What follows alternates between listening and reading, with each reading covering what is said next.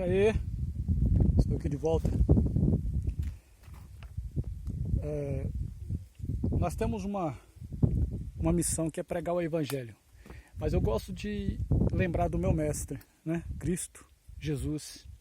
Jesus sempre pregava assim: vinde a mim todos vós que estáis cansados e oprimido, e eu vos aliviarei.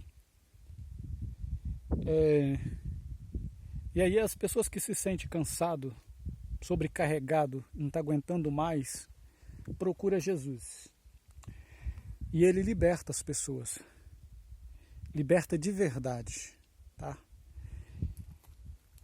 Mas quando recebemos um convite de Cristo e vamos até a Ele, nós recebemos um outro mandamento, uma ordem, e de pregar o Evangelho a toda criatura. E aquele que crer e for batizado será salvo.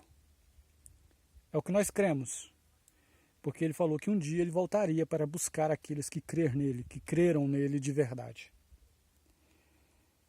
Mas Jesus tem uma forma de trabalhar que nós, como igreja, deixamos às vezes no passado. Por exemplo, Jesus liberta uma pessoa uma certa vez, e aquela pessoa disse que queria andar atrás de Jesus, seguia Jesus. Jesus disse assim: não. Quando você se converte, você saiu do meio de uma família, né? Lá ímpia do mundo, filhos do diabo. Agora você deve voltar até a eles e falar o que eu falei, pregar para eles, libertar eles, anunciar a minha palavra a eles, fazer o mesmo convite que eu fiz para você a eles.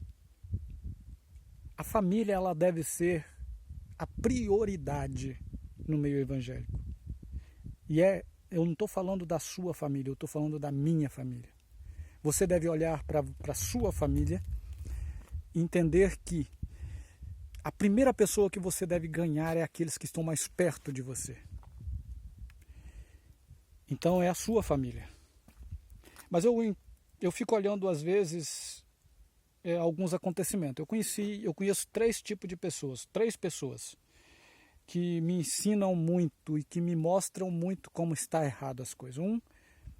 Líderes de igreja, a sua família, 99% todos eles fora da presença de Deus, no mundo, praticando tudo o que é errado. E ele sempre foi líder de igreja.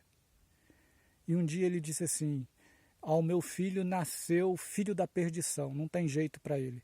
Eu fico olhando como é triste você ver uma pessoa tão ignorante falando tal coisa. Que o seu filho é filho da perdição. Quer dizer, ele é salvo e gerou, o seu ventre gera filho para o diabo. Eu não sei se você concorda comigo, mas eu discordo desse pensamento dele. Eu entendo que ele está fazendo algo errado. Ele é ignorante na palavra de Deus. Segundo, um grande pregador do Evangelho.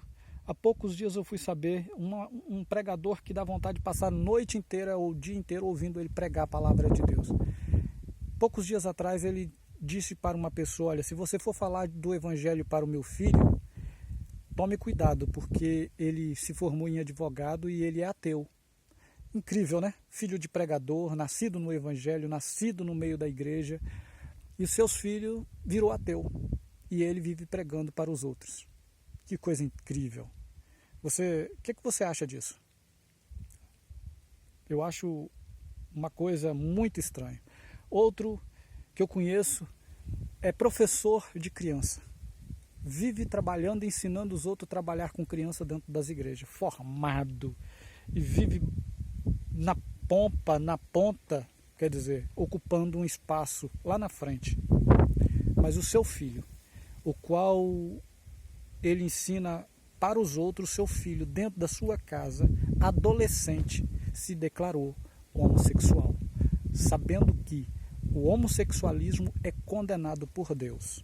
Eu não estou falando que o homem é condenado por Deus, mas o homossexualismo é algo que Deus, a Bíblia, a nossa fé, que nós entendemos dentro da Bíblia, o que está lá dentro da Bíblia, condena. Mas o incrível pessoas que estão ensinando filho dos outros, deixaram os seus filhos caminhar no caminho contra a vontade de Deus, que está em direção a um lugar chamado inferno, condenado por Deus. O que você acha disso? O que você está fazendo com os teus filhos? Como você está ensinando teus filhos? Que você pega ele perfeito no berço. O que você está formando no caráter dos seus filhos? A Bíblia diz uma coisa: ensina o teu filho o caminho, não é no caminho. No caminho quer dizer que ele deve andar. E quando ele envelhecer, ele não desvia dele.